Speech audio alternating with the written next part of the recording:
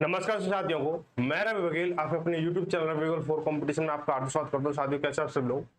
बहुत ही एक विषय सामने आ रहा है, एक चर्चित विषय है जो बच्चों को कंफ्यूजन पैदा कर रहा है कि अब की बार जो रेलवे ग्रुप डी में नॉर्मलाइजेशन होगा या परसेंटाइल होगा, है ना, परसेंटाइल होगा। ये जो है काफी चर्चित विषय है और इस विषय में बच्चे बहुत कंफ्यूज हैं कि अगर नॉर्मलाइजेशन होगा तो कैसे होगा या परसेंटाइल हुआ तो कैसे होगा। तो सबसे पहली बात बता दे भाई, ग्रुप डी ने आपको देखा होगा कि पिछली बार जो नॉर्मलाइजेशन हुआ था, पिछले 2018 में क्या है नॉर्मलाइजेशन हुआ था, जिससे क्या था बच्चों के ना 100 से ज्यादा मार्क्स आ रहे थे, 100 से ज्यादा मार्क्स आ रहे थे। किसी किसी के तो 1000 मार्क्स भी आते, 1100 मार्क्स भी आते हैं ना किसी किसी बच्चों के। तो बेटा जब पेपर 100 नंबर का है तो 1000 मार्क्स आने का क्या मतलब है ना। तो यहीं पे क्या है, तो कुछ चीजें जो थी नॉर्मलाइजेशन में कि गलत तरीके से यूज हुई थी, है ना। जैसे कोई भी जो भी उन्होंने अपना एफर्ट लगाया होगा वो तो कुछ गलत तरीका उसमें सिद्ध हुआ, तो इसलिए क्या हुआ, अब की बार क्या है नॉर्मलाइजेशन क्या है खत्म कर दिया। तो बेटा इस बार क्या होगा, परसेंटाइल होगा। तो सबसे पहला जो डाउट था आपका कि नॉर्मलाइजेशन होगा या परसेंटाइल होगा, तो बेटा इसमें क्या है, रेलवे ग्रुप डी ने साफ साफ एक नोटिस में दे दिया है। आप इस नोटिस को देख सकते हो और मैं इसको कम्युनिटी पे डाल दूंगा, सॉरी कम्युनिटी पोस्ट पर डाल दूंगा उसको, नोटिस को, कि नॉर्मलाइजेशन नहीं होगा, पर परसेंटाइल मार्क्स होंगे। ठीक है। अब बेटा परसेंटाइल, जब बात आती परसेंटाइल की तो बच्चा कंफ्यूज है परसेंटाइल होता क्या है, और बहुत सारी वीडियो देखी लेकिन आपको लगता है कि क्लियर नहीं होगा। सुनाई परसेंटाइल कैसे होगा। ठीक है। तो बेटा परसेंटाइल कैसे होता है, अगर देखो ये पेपर जो अगर एक ही शिफ्ट में होता तो ना कोई नॉर्मलाइजेशन का चक्कर होता और ना ही कोई परसेंटाइल का चक्कर होता, ना कुछ होता। ठीक है। ये जो पेपर है कई दिनों तक चलेगा, यानी कई दिनों या महीने 2 महीने चल सकता है, और 3 शिफ्ट में तो चलना ही चलना है। ठीक है। ये सारी चीजें। तो अब किसी पेपर में तो क्वेश्चन इजी आते हैं, किसी में हार्ड आते हैं, किसी में नॉर्मल आते हैं। इस तरह से क्या होता है, बच्चों को समान रूपता देने के लिए क्या है, एक रेशियो रखा जाता है, जिससे क्या है सभी बच्चों को ना किसी को घाटा हो ना किसी को फायदा हो। अब मान चलो कोई बच्चा जैसे मेरिट लगा दी 90 पे मेरिट लगा दी, सपोज 90 पे मेरिट लगा दी, और किसी बच्चे के तो पेपर में इजी आया तो वो तो 95 करके आ गया, और वही एक बच्चा दूसरा उसको क्या है बहुत हार्ड पेपर आया था, वो 70 भी टच नहीं कर पाया, 70 से माइनस 70 के अंदर ही रह गया। बेटा इस चीज को एक समान देखने के लिए क्या है, एक परसेंटाइल एक स्केल है उसको लगाया जाएगा। ठीक है। वो कैसे लगाया जाएगा इसको हम स्टेप बाय स्टेप सीखेंगे। ठीक है भाई। तो भाई वीडियो जरूर शेयर करें, इसको बहुत अच्छी जानकारी देने वाला हूँ, और हालांकि और भी कोई जानकारी आएगी तो आपको टाइम टू टाइम अपडेट कर दिया जाएगा। ठीक है। तो रेलवे ग्रुप बी से जुड़ी जानकारियों के लिए, अपडेट रहने के लिए क्या आपको हमसे जुड़ना चाहते हो जुड़ सकते हो, तो वीडियो जरूर शेयर करें। ठीक है भाई। तो आप देखेंगे परसेंटाइल होता क्या है और होगा कैसे। परसेंट तो नॉर्मलाइजेशन तो बात खत्म हो गई, नॉर्मलाइजेशन तो होगा ही नहीं, परसेंटाइल होगा, और परसेंटाइल वही मार्क्स आपके माने जाएंगे। तो देखो बेटा आपके क्या 3 सितंबर पेपर है, 3 सितंबर पेपर है। ठीक है। 3 सितंबर पेपर है बेटा। ये जो शिफ्ट है ये शिफ्ट आ गई इजी शिफ्ट आ गई, ये हार्ड आ गई और ये आ गई नॉर्मल। ठीक है। नॉर्मल आ गई, ना ज्यादा हार्ड है ना मतलब इजी है, मतलब बीच का है। ठीक है। बेटा जब नॉर्मल इजी होगी, बहुत ज्यादा इजी होगी, सरल होगी, तो उसमें बच्चा ज्यादा से ज्यादा इसको करेगा। तो मान चलो कि इस वाले पोर्शन के पेपर में, यानी इजी पेपर में, जो हाईएस्ट बच्चा जो है, जो हाईएस्ट टॉपर जो बच्चा है, वो 90 मार्क्स लेके आ गया। क्या ले गया, 90 मार्क्स लेके आ गया। वो हार्ड वाले में क्या किया, हार्ड वाली में वो जो बच्चा ज्यादा हार्ड है तो ज्यादा मार्क्स तो ला नहीं सकता, जो टॉपर है वो 70 मार्क्स लेके आया, 70। ठीक है। और जो इजी है, जो नॉर्मल है उसमें क्या बच्चा 80 मार्क्स लेके आ गया, 80 मार्क्स लेके आ गया। तो बेटा जब ये टॉपर जो बच्चे रहेंगे ना, यही क्या है इसका परसेंटाइल माना जाएगा, यानी जो हाईएस्ट होगा, जो आपका 100 नंबर का पेपर है, 100 नंबर का ना मान कर वो 90 नंबर का माना जाएगा। ठीक है। 90 नंबर का माना जाएगा। अब बेटा अब आपका नंबर कैसे मतलब काउंट होगा, कैसे कैलकुलेट करोगे। अब सपोज दैट आपके इजी वाले पेपर में आपके आ गए 72 नंबर, क्या आ गए 72 नंबर आए, तो परसेंटाइल स्कोर क्या रहने वाला आपका, परसेंटाइल स्कोर क्या रहेगा, इसमें जो मार्क्स है वो क्या बनेंगे। ठीक है। और इसमें बारे में बात करेंगे। और हार्ड वाली जो है उसमें, हार्ड वाली में आपके क्या 56 नंबर आ गए, हार्ड वाली में क्या है आपके 56 नंबर किए भाई, आपका जो 56 नंबर हुआ, ये आपका नॉर्मल वाली में पहुंच गया, नॉर्मल वाली में आपको क्या 64 नंबर रह गए, आपके क्या 64 रह गए। तो आपका जो परसेंटाइल स्कोर है, जो परसेंटाइल मार्क्स है वो क्या रहने वाले हैं, इसको हम काउंट करेंगे। तो बेटा जो टोटल जो नंबर है वो क्या यहाँ पे 90 माना जाएगा, जो हाईएस्ट स्कोर होगा वो 90 तो 90 का ही इसमें टोटल मार्क्स का जो पेपर है वो 90 का माना जाएगा। तो आपको जो परसेंटाइल निकलेगा कैसे निकलेगा बेटा, 72 वाले जो बच्चे हैं उसको जो 72 इंटू 100 करना है अपॉन में, बेटा नोटिस में जो फॉर्मूला तो कुछ तोड़ मरोड़ के दे रखा है, मैं सीधे से डायरेक्ट बता रहा हूँ, इसको अपॉन में 90 कर दो, 0 0 बटी 9 8 72 यानी 80। तो आपका जो इस वाली इसका जो आपका 72 जो नंबर बन रहे थे आपका क्या है, इसमें 80 परसेंटाइल मार्क्स हो जाएंगे, परसेंटाइल मार्क्स 80 हो जाएंगे, ठीक है। तो 72 से 80 हो गए। आपको हो गया यहाँ पे 8 नंबर का फायदा हुआ। तो ऐसे ही इसमें देखेंगे इसमें कितने का फायदा होगा, यानी आपका 70 हार्ड वाले में 70 है और यहाँ पे 56 नंबर आपके आ रहे हैं, तो परसेंटाइल मार्क्स क्या होगा आपका, तो 56 इंटू 100 बटे 70, 0 0 बटे 7 8 56 और यहाँ 8 8 80, यहाँ पे आपका क्या हो गया 80 हो गया, आपका क्या हो गया 80 हो गया, ठीक है 80 हो गया। तो आपको परसेंटाइल मार्क क्या हुआ 80 यहाँ पे हो गया।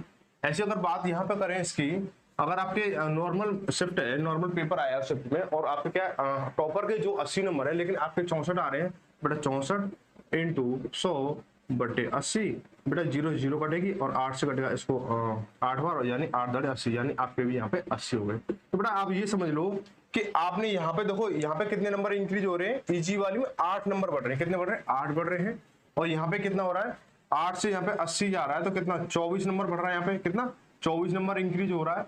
और यहाँ पे अगर देखा जाए इजी वाली में तो कितने किए थे 64 किए थे और यहाँ पे कितना 80 हो रहा था, यहाँ पे 16 नंबर पड़ रहा है, ठीक है 16 नंबर पड़ रहा है। तो ऐसे ही ये ध्यान रखें, ये मैंने रेशियो निकाला है आपको एक समझाने के लिए, जरूरी नहीं है कि आपके 16 नंबर बढ़े, जरूरी नहीं है आपके 24 बढ़े, जरूरी नहीं है कि आपके 8 नंबर बढ़े, हो सकता है 2 भी बढ़ सकते हैं 4 भी बढ़ सकते हैं। ये आपके रेशियो पर डिपेंड करेगा, परसेंटाइल के रेशियो पर डिपेंड करेगा कि आपके जो शिफ्ट में जो बच्चा टॉपर था उसके मार्क्स कितने हैं और आप सबसे और फिर आप कितने हैं, उसी हिसाब से परसेंटाइल निकाला जाएगा। तो इस हिसाब से बात समझ में आई, बात आई समझ में, ठीक है। समझ में आई तो वीडियो को लाइक करें और शेयर जरूर करना, ठीक है।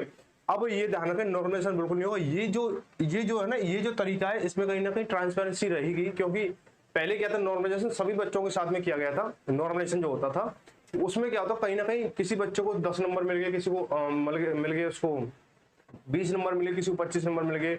और नॉर्मलाइजेशन भी एक बेस था उसका कि जैसे मान चलो आपके क्या है 100 क्वेश्चन आपके पेपर में है, 100 क्वेश्चन आपके पेपर में आपने उसको 90 कर दिए और आपका क्या है जो सही नंबर है वो 60 है, सही जो क्वेश्चन 60 है और जो गलत है वो 30 है, ठीक है। और एक बच्चा उसने 60 नंबर ही किए हैं, 60 क्वेश्चन ही सही किए हैं, 90 क्वेश्चन उसने भी किए हैं, 60 क्वेश्चन उसके सही है, लेकिन सॉरी 60 उसके सही है, ऐसे मत करो बेटा। एक तो स्टेप ये समझ लो कि 90 नंबर की है और 60 उसके सही है, 30 गलत है। एक बच्चा है उसने क्या 70 प्रश्न टोटल सॉल्व किए हैं, 70 अटेम्प्ट की हैं और उसके 60 सही है और 10 गलत है, 10 गलत है। तो बेटा इसको क्या 60 यहाँ पे मार्क्स 60 है और ये है बेटा, इसमें क्या होगा, इसमें जो उसको जो नॉर्मलाइजेशन होगा ना इस बेस पे ज्यादा मिलेगा, इस बेस पे क्या मिलेगा ज्यादा मिलेगा और इस वाले कंडीशन में कम मिलेगा, क्योंकि उसने नेगेटिव तुक्का मारी ज्यादा की है, तुक्काबाजी क्या उसने ज्यादा किया। और एक बच्चा है जिसने सिर्फ 60 ही अटेम्प्ट की है, 60 ही अटेम्प्ट किए तो उसको नॉर्मलाइजेशन ज्यादा मिलेगा। पहले नॉर्मलाइजेशन इस बेस पे हो रहा था, ठीक है, इस बेस पे हो रहा था, वहां पे शिफ्ट हार्ड है इजी है, इससे कोई मतलब नहीं था, है ना। तो यहाँ पे क्या है जो परसेंटाइल जो सिस्टम रखा गया है वो काफी पारदर्शी सिद्ध होने वाला है और काफी अच्छा रहने वाला है। तो बेटा सबसे पहली बात इंपॉर्टेंट बात, पेपर में क्या करना है क्या नहीं करना है, आपको क्या है देखो स्कोर तो जो आप जो रखोगे वो रहेगा। आपने अगर टारगेट कर लिया 70 तो 70 ही रहेगा, कोई उसे तोड़ने वाला नहीं है, ना मैं तोड़ सकता हूँ ना एग्जामिनर तोड़ सकता है उस चीज को। अगर आपको उसको 70 है तो 70 टारगेट जो 70 बना रखा ना, अगर मन से बना रखा है तो उसे 70 ही रहेगा, उससे एक कम ना एक ज्यादा होगा, ठीक है। अगर आपने सोच लिया चलो यार पेपर दे आएंगे जो होगा वो देखा जाए, तो वहां पे आपको उसको खुद ही नहीं पता आपकी तैयारी कितनी है, तो वहां पे कुछ नहीं होने वाला है। तो सबसे पहले बेटा क्या करना है, जो बच्चा ईमानदारी से तैयारी करे उनको क्या करना है, उनको ये करना है कि आपको नेगेटिव नहीं छोड़नी है। अगर आपको लग रहा है कि जैसे ये परसेंटाइल वाला सिस्टम समझ लिया ना, इसको मैं हटा देता हूं थोड़ा सा, ठीक है। आप इसको एक चीज समझो,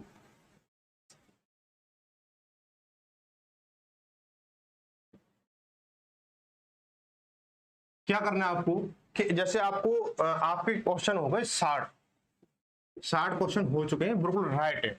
अब बचे 40 क्वेश्चन, तो 40 जो क्वेश्चन होंगे, 40 जो क्वेश्चन होंगे उसमें क्या है 10 क्वेश्चन तो ऐसे होंगे जिसपे आपका जो मन जो है 99% कह रहा होगा कि इसका 99.9% इसका ये कह रहा होगा कि इसका ऑप्शन फलाना है यानी ए है बी है जो भी है, ठीक है।